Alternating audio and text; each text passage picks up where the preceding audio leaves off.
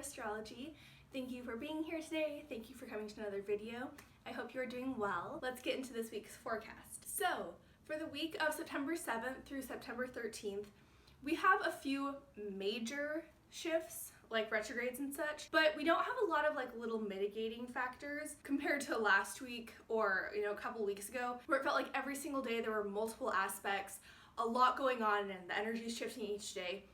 Instead of having a lot of little stuff this week, we have a couple of very big things. So on Wednesday, September 9th, we have the Sun in Virgo trining Jupiter in Capricorn. And this is a positive aspect. Trines are generally positive, meaning that the planets can work well together.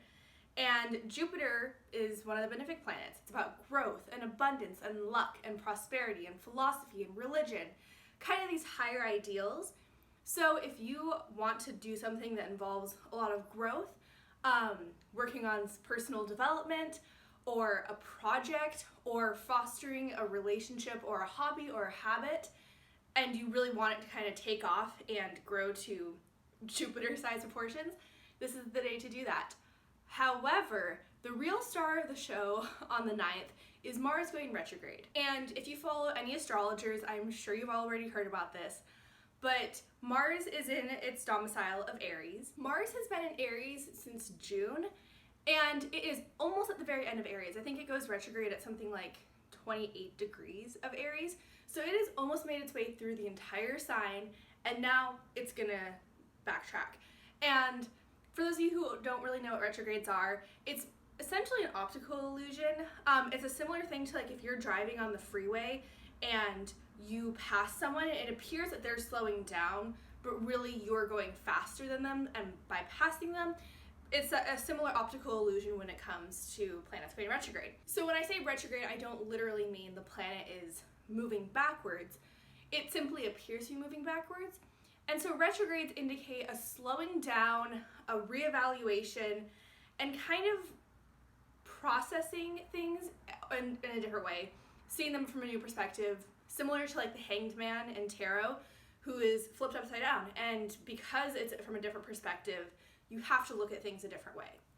Now, when Mars goes retrograde, this is a tough one because Mars is aggressive. Mars is forthright. Mars really just wants to go for what it wants, and it doesn't always think things through. It's very much about confidence and assertion, and those are not really congruent with the retrograde energy. Mars will be retrograde for over 2 months. I believe it goes direct in November, late November. And so over these next few months, the kind of fiery passion, the confidence to go for what you want that you may have been feeling recently is gonna kind of be put on pause, because the retrograde action of Mars, it asks us to question what we have been fighting for. Is it worth the fight? Choosing our battles wisely, because Mars in Aries is happy to fight every single battle. And when Mars goes retrograde, it's we have a limited energy supply. We cannot fight every single battle that comes our way. We cannot defend ourselves, and we cannot always be on the offense. So what is most important for us to defend, and what can we kind of let slip away? Also, when Mars goes retrograde, we may find it harder to compromise with other people. Mars in Aries doesn't really like to compromise no matter what, but especially when it's retrograde, we have a lot of trouble expressing our needs and what we expect from other people in a situation that needs a compromise. So if you and someone are kind of fighting back and forth, Mars in Aries isn't going to be able to see the other person's perspective generally, but especially when it's retrograde, Mars in Aries becomes very self-centered of what do I want, what is most important to me, and how can I fight for that? Again, you're kind of running on an empty tank though. So this is a time to sit back and actually listen to other people, figure out what they are truly saying, actively listen to people, don't just hear, So the next 2 months, as Mars is retrograde, take some time to slow down, think before you act, simply because you don't have the same resources that you normally do. And if you continue to push forward with the brute strength that you have been doing, you may find yourself with more trouble than actual benefits. And then on Friday, September 11th, we have the Sun in Virgo opposite Neptune in Pisces. This day, 2 days after Mars goes retrograde, is the day to really just stay in bed, chill out and not really try and get things done, simply because Neptune is about dreams and ideals and kind of like the unseen, the unconscious. So yeah, with the sun opposite Neptune, this is the day to kind of chill and relax and not really try and get that much done, simply because it's kind of like wading through a swamp. The air is just a lot thicker, your mind will feel foggy, and it will just take like 10 times as much work to get to the same point. So in an effort to work smarter and not harder, this is maybe a day to like take a 3-day weekend, take a day off, focus on your intuition and your emotions and listen to them and follow what they're asking you to do. So instead of, having like the Martian or Mercurial, like, I want to go for this, I want to learn, I want to do this, I want to act, taking a step back and thinking, what does my heart want me to do? What will make me feel best in this moment? And the last thing on our astrological agenda this week is on Saturday, September 12th, Jupiter is going direct in the sign of Capricorn. And this is a very exciting transit because Jupiter is in its fall in Capricorn. It's really not happy there. It doesn't have a lot of resources to draw on. The energy of Capricorn is very contrary to the expansive energy of Jupiter. And Jupiter has been retrograde since late May. So for the past 4 months, Jupiter has been in a sign that it can't really function that well in. And it's also retrograde. So any positive energy that it did have going for it, any forward directed energy, has been halted. So Jupiter essentially has been kind of useless for the past few months, especially because of the co-presence with Saturn and Pluto in Capricorn. Those two malefic planets are really taking the center stage there, and Jupiter is kind of enhancing them, but really isn't doing that much. So now that Jupiter is going direct, it's still not going to have its full oomph that it would have in Sagittarius or Pisces or Cancer. Sagittarius and Pisces being the two signs that Jupiter rules, and Cancer being the sign that Jupiter is exalted in. But when Jupiter is no longer retrograde, it at least is moving in a forward direction. It's not working backwards. We can kind of get the growth of Jupiter up and running again. So recap of this week, on the 9th, we have Sun trine Jupiter. So good day to get things done. Growth, especially in relation to Jupiter type things or sun related activities. So anything related to your ego, your physical body, your mind, confidence, self-expression, or anything related to Jupiter. So that's like philosophy, learning, travel, education, indulgence. Good day to do that. But also on that day, Mars is going retrograde. So don't break the boundaries too much, because Mars in retrograde is going to make you pay for anything that you do, in a sense. So if you take Jupiter and run wild with it, Mars will be there to collect the debt. So be careful with that day. Have a little bit of fun, tap into the Sun trine Jupiter energy, but also understand that Mars will be going retrograde and it will be there for over 2 months. There will be some slowing down as Mars is retrograde. You may feel a bit lethargic. You may feel exhausted by projects or physical activity that normally is really productive and easy for you. And then on September 11th, we have the Sun in Virgo opposite Neptune in Pisces. This is a day to sit back and relax and tap into your intuition. See what your emotional side needs rather than your productive external side. Listen to your dreams, listen to your thoughts in a more intuitive way rather than a logical way. And then finally, on September 12th, Jupiter is going direct. And since, of course, this is a larger planet that's farther away from the sun, slower moving, it's not gonna be like an immediate jolt to action, okay, Jupiter, let's go. But you're gonna start to feel a shift from the kind of slowing down energy of Jupiter, and you will feel a shift as Jupiter kind of gets into its stride again. It kind of picks up the pace, growth and abundance, especially in relation to Capricorn themed things, will kind of start to feel better again. Once again, it's still not happy in Capricorn, and it's still co-present with Saturn and Pluto, but at least it doesn't have the retrograde working against it anymore. All right, that's all for the astrology. Let's grab a couple of oracle cards to get some advice and words of wisdom for the week ahead. All right, our first card for the week is finding balance. I was just about to say my line that I say every single time of, this is so perfect with the astrology of this week, but it kind of is. We have one opposition between Neptune and the Sun. So that's a balancing act in and of itself, as these two planets are exactly opposite each other in the sky. But also at the same time, the Sun is in play this week, and the Sun is our sense of self, our ego, our identity, our confidence, And the sun kind of being mitigated by all these other things, including Mars going retrograde and then Jupiter going direct. There's a lot of big external kind of heavy forces in play.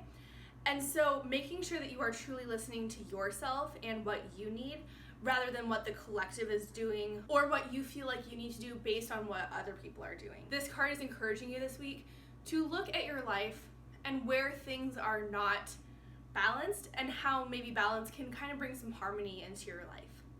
Let's grab another card. Okay, our next card is It's All for a Reason. And this can kind of get into a philosophical debate whether you think that we have free will, if there's like predestination, if you think that life is already scripted, or if you can have the choice to do whatever you want. But this can kind of serve as some relief for this week. This card also reminds me of the idea that like everything is a season. With everything going on in the world right now, this isn't a season of love and light and growth and abundance. This is a season of checking ourselves, checking the people in our lives, scaling back and doing some more internal work, reflecting on ourselves and reflecting on the society around us and what structures are working and what structures aren't working. And so with that in mind, every season has a reason. Every season has something to teach you. And even if it's a hard part of your life, even if you are really going through it right now, if you are, I'm like sending love to you because it sucks. And I wish that no one had to go through hard times. But if you can find a reason for that and find some sense of growth, even just one lesson, or recognize what you do have and what you're grateful for, just understanding that oftentimes there's a reason, and it doesn't mean that things are gonna, flip and get immediately better after the season passes, but everything serves a purpose. At some point you may come to recognize and appreciate the value of this time. We are being asked to slow down. We are being asked to like stay at home and rest more instead of this like go, go, go post-capitalist society that measures our worth based on our productivity. And when we are forced to go within, a lot of people are really uncomfortable with stillness, with sitting still, with being at home and not engaging in the world in the way that we're used to. And I just want to say that I don't think that there's like some punitive higher power who is telling us like, I'm making you suffer for a reason. Suffering is a part of life. It's inevitable, unfortunately, but there's a reason. Life has good and bad, and it will serve a purpose, ultimately, is what I'm getting from this card. Let's grab a third and final card. All right, for our final card, we have I Have Support. And yeah, this one like really hits, and I think that this one is so important because our first two cards are a little bit more personal. Finding balance in your life is something that you have to do internally. That involves some sense of self-reflection and understanding how much rest you need, how much work you can complete, the settings that you like for work, and creating a harmonious life. That's something that you ultimately have to do. And then our second card, which says, It's All for a Reason, that is also something that needs to be reckoned with internally. Understanding like, what is the reason that I am being asked to slow down? And is there a lesson that I can learn from this? That's all really internal. So those two are really pointing towards like the self, like shadow work, if you will, that needs to be done at this time. And then this card is here to remind us, you don't have to do this all alone. Everyone is going through it right now. Like, obviously, people are going through it at different levels. I personally am speaking from a place of privilege. I have a wonderful home. I don't have to work right now. I have family who lives very close by, and I have everything I need and more. Not everyone is in the same situation as me, and some people are better off than me. But ultimately, collectively, we are all going through it right now. A pandemic is pretty intense. Like, it's probably like one of the most like globally intense things that people can go through besides like war and famine, which are also going on right now. Anyway, all of this rambling to say that you have support. You are not alone. There are other people who you can reach out to. And because we are all going through the same thing, that gives us an opportunity to become closer together. And maybe it's all for that reason. We can truly see what's important to us. I've been watching a lot of Survivor recently because quarantine. And one thing that Survivor players always talk about is, you know, I'm okay without my job, I'm okay without like luxury comforts, not having a lot of water or food is okay with me, but the people in my life are the most important. And I think that if we as a society come out of this pandemic with nothing more than just understanding the value of human life and human connection, that alone is incredibly powerful. And so understanding that you do have support, there are people out there who love you and care about you and want to see you do well, is a really powerful and reassuring realization to have. It's just a matter of reaching out to them. My mom always likes to say, if you don't ask, you don't get. And the people in your life do want to support you. It's just a matter of you reaching out and saying, hey, can you help me out? So to recap the oracle cards for this week, find some balance in your life, and this can be rest versus work, activity versus lounging, alone time versus time connecting with others, brain on, brain off, whatever you want to say. Finding balance between the two extremes. It's all for a reason. There's a lesson in this. There is something that we will learn from this. It's not easy. This is not necessarily the best season of our lives, but it's a season, and in the story of our lives in history, generally speaking, this pandemic will serve a purpose. And ultimately, remember, you have support, you are loved, there are people who care about you and want to see you do your best. All right, that is all I have for you this week. Thank you so much for being here. Thank you for leaving a like and a comment and subscribing if you are already. And I will see you guys next week. Bye.